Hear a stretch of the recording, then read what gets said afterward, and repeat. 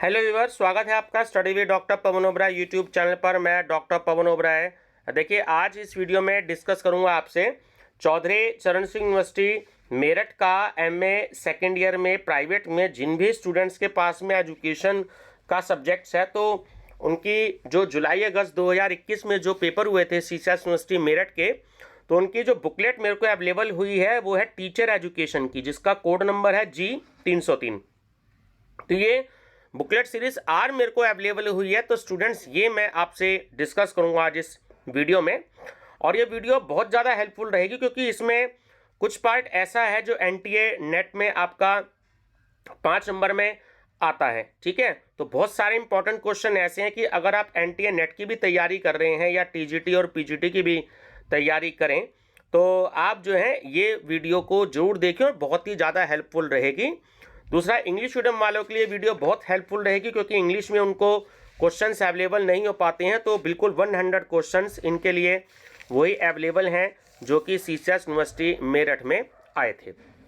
Viewers, आप channel जरूर subscribe कर लीजिएगा स्टडी विद डॉक्टर पवन ओबराय, और इसकी प्लेलिस्ट मैं एजुकेशन एमए सेकेंड ईयर के नाम से जो है इसकी प्लेलिस्ट बनाऊंगा, तो उसमें सारे क्वेश्चन पेपर यानी 6-7 बुकलेट मेरे को अवेलेबल हुई हैं। तो धीरे धीरे करके मैं सारी बुकलेट जो उसमें अपलोड कर दूंगा। आप इसकी पीडीएफ फाइल भी मुझसे ले सकते हैं। केवल 10 रुपये दे करके आप एक बुकलेट ले सकते हैं गूगल पे, फ़ोन पे, पेटीएम से, जो भी डिस्क्रिप्शन बॉक्स में मैंने मोबाइल नंबर दे रखा है। ठीक है ना। चलिए, तो डिस्कस करते हैं हम टीचर एजुकेशन का पेपर। क्वेश्चन नंबर 1, वृत्ति मानकों का आधार होता है। तो मैं डिस्कस तो हिंदी में करूंगा, इंग्लिश मीडियम वाले बच्चे अपना इंग्लिश में उसको रीड कर सकते हैं। वृत्ति मानकों का आधार होता है वृत्तिक आचार संहिता और वृत्तिक प्रतिबद्धता। तो सी ऑप्शन जो है वो इसमें करेक्ट है, ए और बी दोनों। सेवाकालीन अध्यापक शिक्षा के साधन है। देखिए, गोष्ठियां और कार्यशाला भी होती हैं, अल्पकालीन पाठ्यक्रम एवं अंतवर्ती जो पाठ्यक्रम है वो भी, और पुनश्चर्या पाठ्यक्रम जिसे हम रिफ्रेशर कोर्स कहते हैं, और व्यावसायिक साहित्य ना, ये तीनों ही हो सकते हैं। तो इसमें डी ऑप्शन जो है वो आपका करेक्ट है, उपयुक्त सभी। शिक्षक मूल्यांकन की विधियां हैं। तो शिक्षक मूल्यांकन की तीनों ही विधियां हैं इसमें कि परीक्षण एवं कार्य सौंपना, छात्र रेटिंग एवं जो है वरिष्ठ अध्यापक विशेषज्ञ रेटिंग, और पर्यवेक्षक रेटिंग एवं समुदाय रेटिंग। तो डी ऑप्शन इसमें करेक्ट है, उपयुक्त सभी। आगमन निगमन विधि के प्रवर्तक हैं। देखिए, डिडक्टिव मेथड हम इसे कहते हैं, इंडक्टिव डिडक्टिव मेथड। तो ये डेवलप करी थी फ्रांसिस बेकन ने। ठीक है, फ्रांसिस बेकन। शिक्षण रणनीतियों और शिक्षण युक्तियों के संबंध में निर्णय शिक्षण के किस अवस्था में लिया जाता है। तो जो पूर्व सक्रिय अवस्था होती है, प्री एक्टिव अवस्था, उसमें लिया जाता है। प्रभुत्ववादी शिक्षण व्यू रचना है। तो देखिए, ना तो वो भूमि निर्वाह है, ना स्वतंत्र अध्ययन है, और ना ही संवेदनशील प्रशिक्षण है। तो इसमें डी ऑप्शन करेक्ट है, उपयुक्त में से कोई नहीं। कौन सा शिक्षा का सूत्र वाक्य नहीं है। तो ये है आपका सी ऑप्शन की युक्ति युक्त से अनुभूति की ओर। शिक्षण मशीन का आविष्कार किसने किया था। तो ये सिडनी प्रेसी ने किया था। शिक्षण अधिक गम के उच्चतर उद्देश्यों का आकलन किया जाता है। तो इसमें दोनों ऑप्शन आपके करेक्ट हैं, ए और बी, के वस्तुनिष्ठ परीक्षणों के द्वारा और निबंधात्मक परीक्षणों के द्वारा। तो सी ऑप्शन करेक्ट है कि ए और बी दोनों प्रकार के परीक्षणों के द्वारा। वीडियो कॉन्फ्रेंसिंग को एक प्रकार का संप्रेषण या संचार कहा जा सकता है। देखिए, ये क्वेश्चन आगे बहुत ही इंपॉर्टेंट है ना, एनटीए नेट के हिसाब से भी। तो वीडियो कॉन्फ्रेंसिंग को जो है हम जो है श्रव्य दृश्य द्विपक्षीय यानी कि ऑडियो विजुअल टू वे हम इसको कह सकते हैं। संप्रेषण और संचार एक ही बात है। भारत में सर्वप्रथम कौन सा विश्वविद्यालय स्थापित हुआ है। बहुत इंपॉर्टेंट क्वेश्चन है। भारत में सबसे पहले जो था कलकत्ता विश्वविद्यालय जो था वो स्थापित हुआ था। ठीक है, कलकत्ता यूनिवर्सिटी थी। ये बहुत ही इंपॉर्टेंट क्वेश्चन है आपके लिए।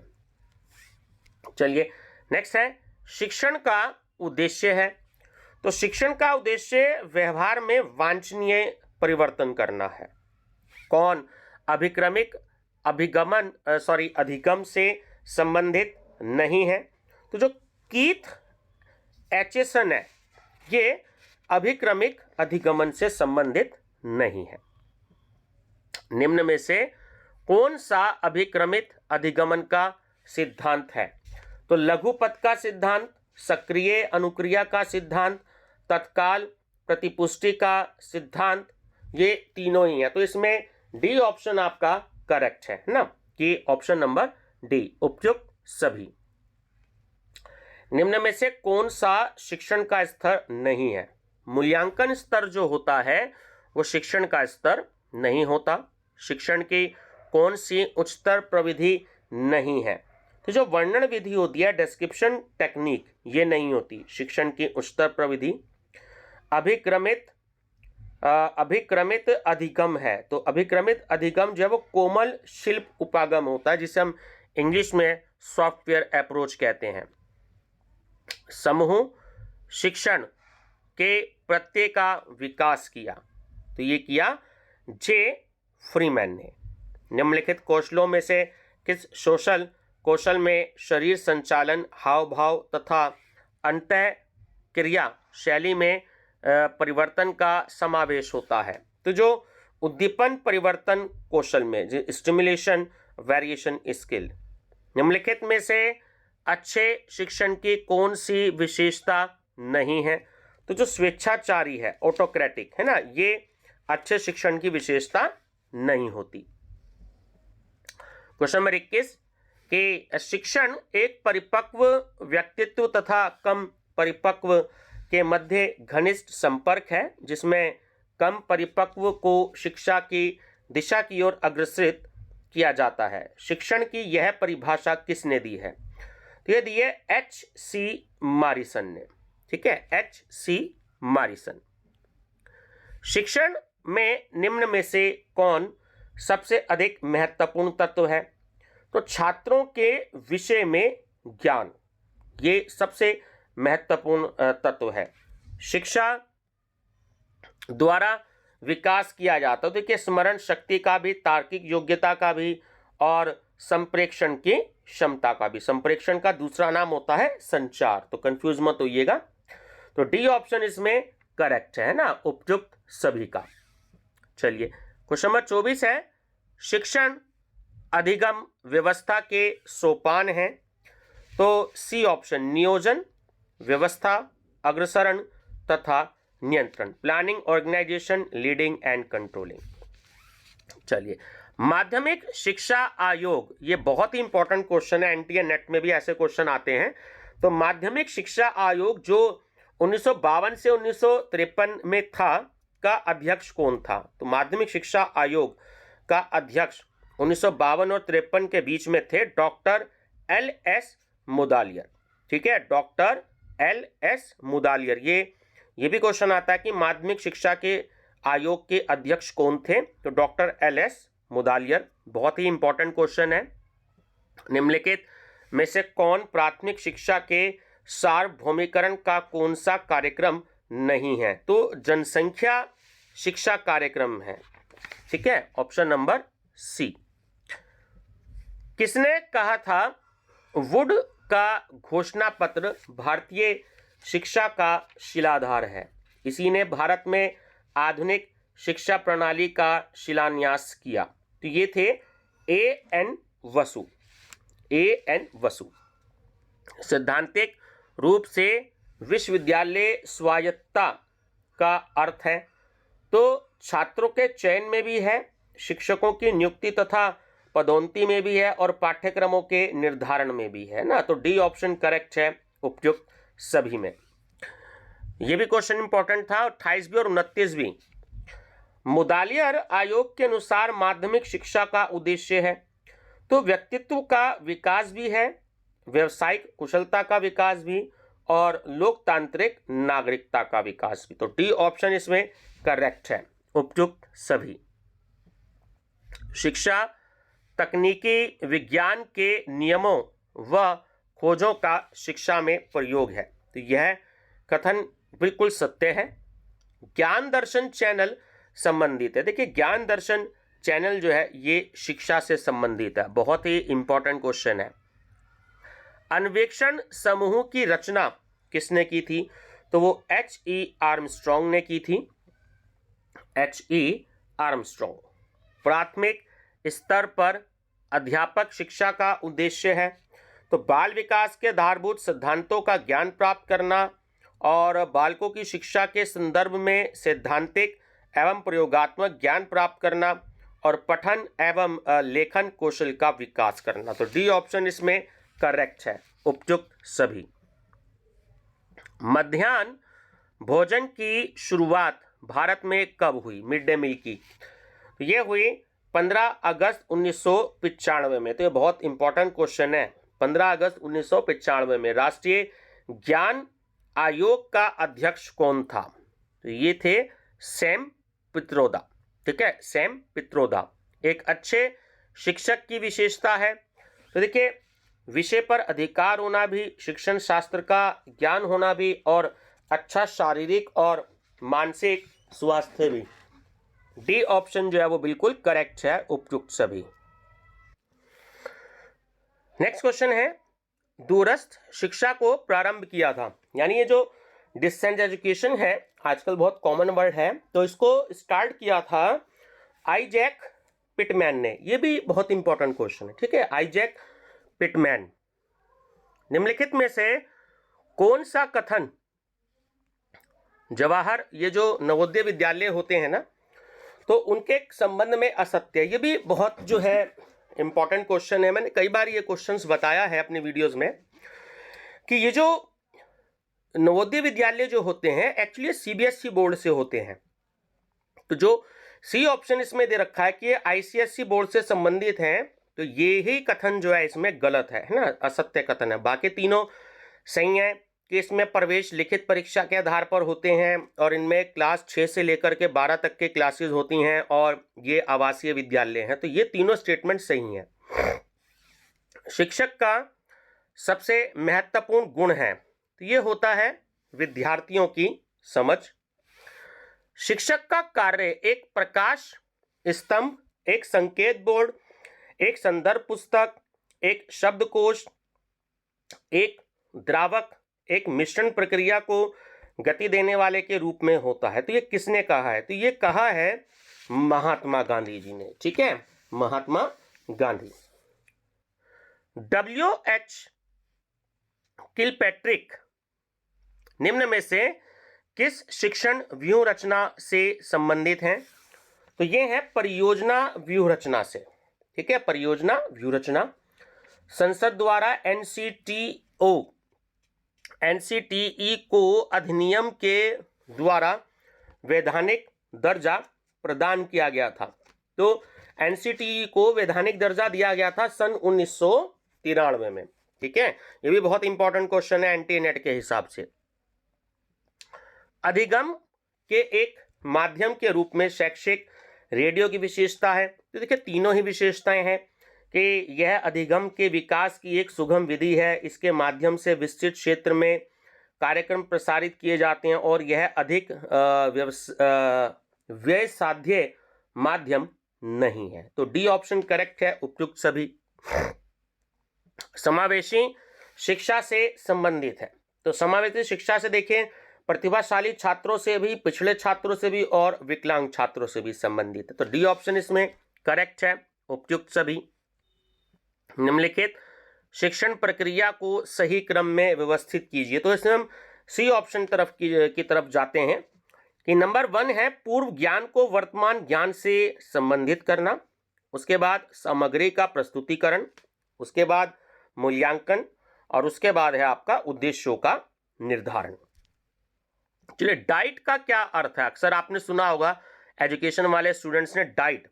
तो डाइट का जो पूरा नाम होता है वो हिंदी में हम कहते हैं जिला शिक्षा एवं प्रशिक्षण संस्थान और इंग्लिश में होता है district institute of education and training.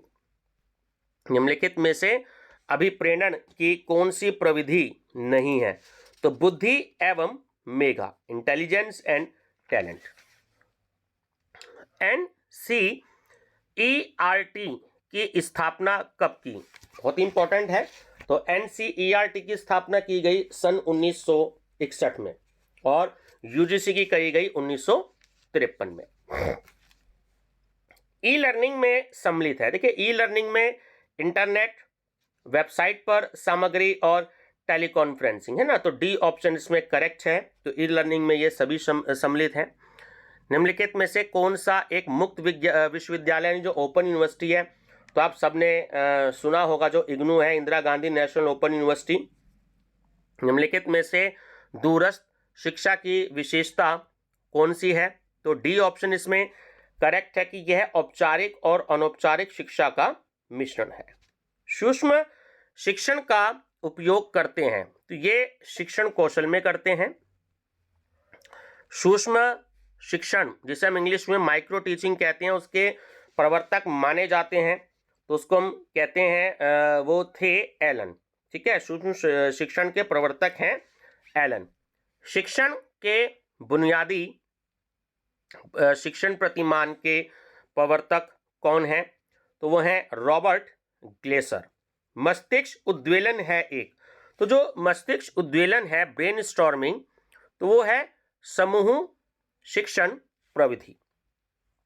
शिक्षण प्रतिमान के आधारभूत तत्व हैं, तो सी ऑप्शन इसमें सही है। देखिए, उद्देश्य और संरचना भी है और सामाजिक प्रणाली एवं समर्थन प्रणाली, तो ये दोनों ही है। इसमें सी ऑप्शन करेक्ट है, ए और बी दोनों। निम्नलिखित में से कौन सी एक उत्तम दृश्य श्रव्य सामग्री की विशेषता नहीं है? ये जो उच्च लागत है, ये ऑप्शन बिल्कुल करेक्ट है ना, सी ऑप्शन।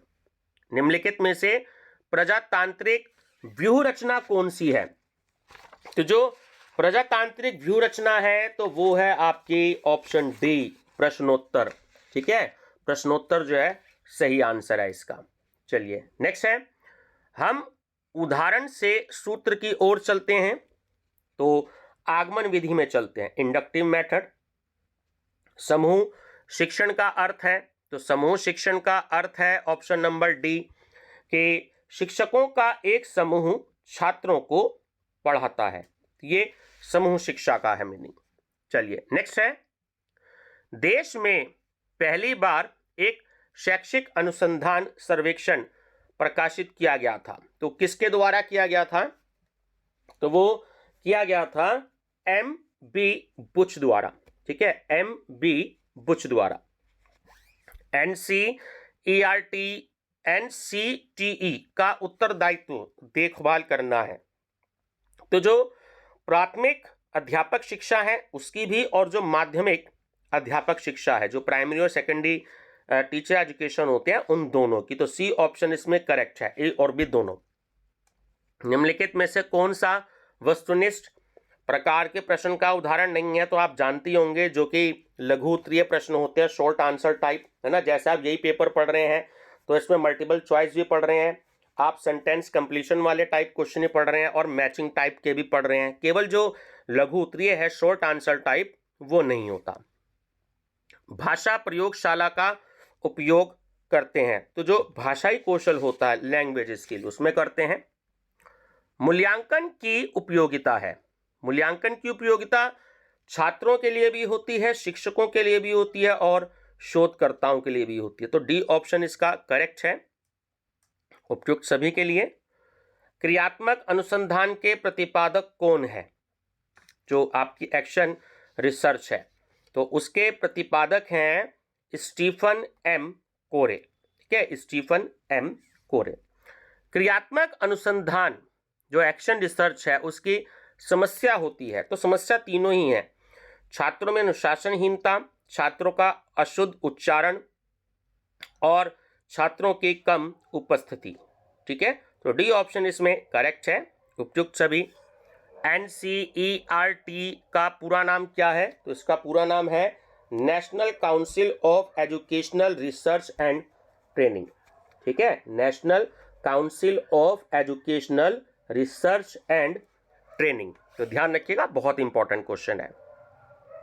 अध्यापक शिक्षा का मुख्य उद्देश्य है, तो ये है बोधात्मक उद्देश्य, कौशल उद्देश्य और अभिवृत्ति से संबंधित उद्देश्य। तो डी ऑप्शन करेक्ट है इसमें, उपयुक्त सभी।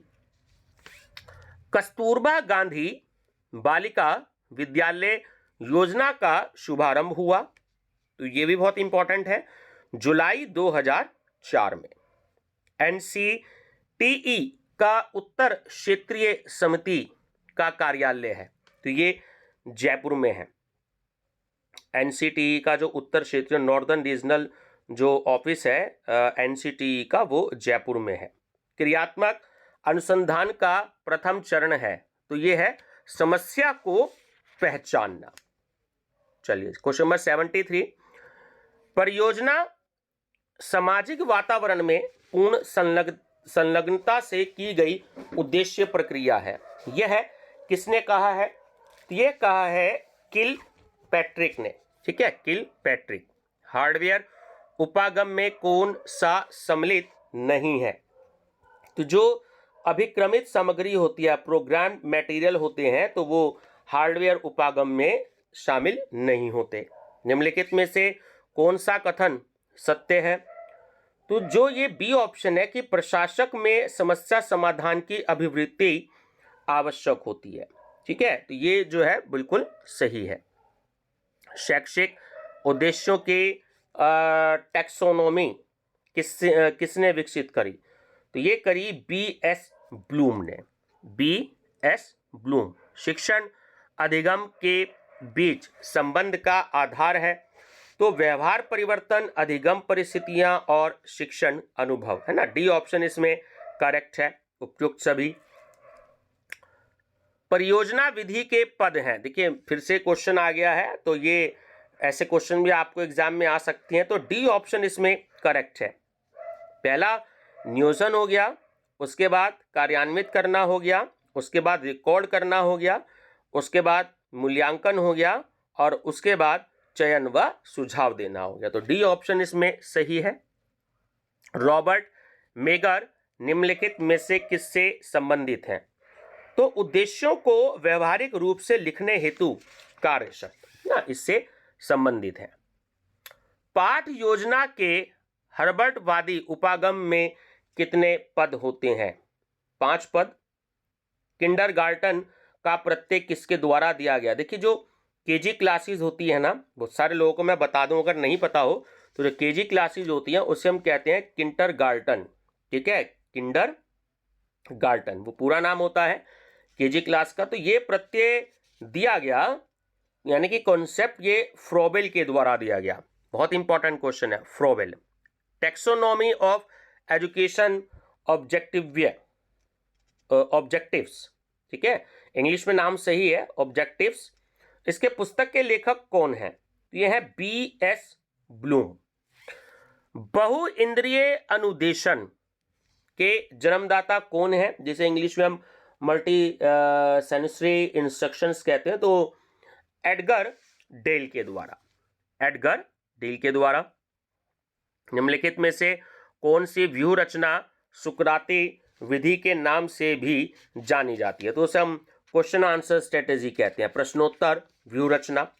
समस्या समाधान का प्रत्यक्ष संबंध है, तो वो चिंतन स्तर से होता है। खोज व्यूह रचना के प्रवर्तक कौन है? तो उसे वो है जे.एस. ब्रूनर। यथार्थवत सामाजिक कौशल प्रशिक्षण को विकसित किया, तो ये Crook, option B, Cruickshank ने, ठीक है, क्रुक शेंक। भारत में शिक्षा का अधिकार अधिनियम कब लागू हुआ? देखिए 2010 तो मैक्सिमम लोगों को पता होता है, लेकिन डेट और मंथ याद रखना बहुत जरूरी है इसमें। 1 अप्रैल 2010 को शिक्षा का अधिकार अधिनियम लागू हुआ। उच्चतर शिक्षा आयोग की सिफारिश थी, तो इन्होंने ये कहा था कि सैद्धांतिक विषय वस्तु की तुलना में शिक्षण अभ्यास पर अधिक बल दिया जाना चाहिए, है ना। तो बी ऑप्शन करेक्ट है। भारत में प्राथमिक शिक्षा की मुख्य समस्या क्या है? तो देखिए, विद्यालयों की कमी भी है और अपर्याप्त विद्यालय भवन भी हैं और अनुपयुक्त पाठ्यक्रम भी है और कुशल एवं उपयुक्त शिक्षकों का अभाव भी है। तो इसमें डी ऑप्शन करेक्ट है, उपयुक्त सभी। एडगर डेल के अनुभव शंकु का प्रथम स्तर निम्नलिखित में से किससे संबंधित है? तो प्रत्यक्ष वास्तविक अनुभव। टेक्नोलॉजी ऑफ टीचिंग पुस्तक के लेखक कौन है? तो वो है B.F. स्किनर। ठीक है, B.F. स्किनर। विश्वविद्यालय अनुदान आयोग यानी कि जो यूजीसी है, यूनिवर्सिटी ग्रांट्स कमीशन, इसकी जिम्मेदारी क्या है? तो दोनों ऑप्शन करेक्ट हैं कि विश्वविद्यालयों और महाविद्यालयों को अनुदानों का आवंटन और उच्चतर शिक्षा के संदर्भ में केंद्र सरकार के सलाहकार के रूप में कार्य करना। तो सी ऑप्शन करेक्ट है, ए और बी दोनों। निम्न में से NCFTE 2009 के प्रथम अध्याय का शीर्षक कौन सा है? तो NCFTE 2009 का जो अध्याय का जो शीर्षक है प्रथम, वो है अध्यापक शिक्षा के संदर्भ, सरोकार व दृष्टिकोण। NCERT जो कि उत्तर प्रदेश में है, SCERT, मैं गलत बोल गया, NCERT माफी चाहूंगा। तो जो SCERT है उत्तर प्रदेश में, इसका मुख्यालय जो हेडक्वार्टर है वो कहाँ पर स्थित है? ये इलाहाबाद में स्थित है, जिसका नाम अब प्रयागराज है। ठीक है, ध्यान रखेंगे। प्राथमिक एवं माध्यमिक शिक्षा का राष्ट्रीय पाठ्यक्रम किसके द्वारा बनाया जाता है? तो ये बनाया जाता है NCERT के द्वारा। NCTE का पूरा नाम क्या है? तो बी ऑप्शन करेक्ट है, national council for teacher education. National council for teacher education. देखिए, ए में ऑफ दे रखा है और बी में फोर दे रखा है, दोनों ऑप्शन सेम है, तो यहां बच्चों को कंफ्यूजन हो सकती है। तो फोर वर्ड पर आपको ध्यान देना है, national council for teacher education. क्षेत्रीय शिक्षा संस्थान भारत सरकार के द्वारा इस उद्देश्य से खोले गए हैं। तो तीनों ही ऑप्शन करेक्ट है कि सेवा पूर्ण एवं सेवाकालीन अध्यापक शिक्षा कार्यक्रम में नवाचार, प्रासंगिक अनुसंधान और विकास एवं विस्तार की क्रियाएं। तो डी ऑप्शन इसमें करेक्ट है, उपयुक्त सभी। शिक्षा में अग्रिम अध्ययन केंद्र की स्थापना MB बुच के निर्देशन में कहां हुई थी? तो ये हुई थी MS यूनिवर्सिटी बड़ौदा में, MS university Baroda. Last question है, निम्नलिखित में से उपलब्धि परीक्षण की कौन सी विशेषता नहीं है? तो वो है व्यक्ति निष्ठा। ठीक है, व्यक्ति निष्ठा। तो ये व्यूअर्स आपका टीचर एजुकेशन का पेपर था चौधरी चरण सिंह यूनिवर्सिटी मेरठ का। तो ये आप प्लेलिस्ट इसकी देख सकते हैं। तो मैंने इसकी प्लेलिस्ट जो है वो तैयार कर रखी है। तो जो भी बुकलेट मेरे पास 5-6 अवेलेबल हुई हैं, आपके वैसे सब्जेक्ट 7 हैं, पूरी मेरी कोशिश है कि सातों की सातों मैं अपलोड कर दूं, तो आप इसकी प्लेलिस्ट देख सकते हैं। तो चैनल जरूर सब्सक्राइब कर लीजिएगा, study with doctor Pawan Oberoi. Thank you.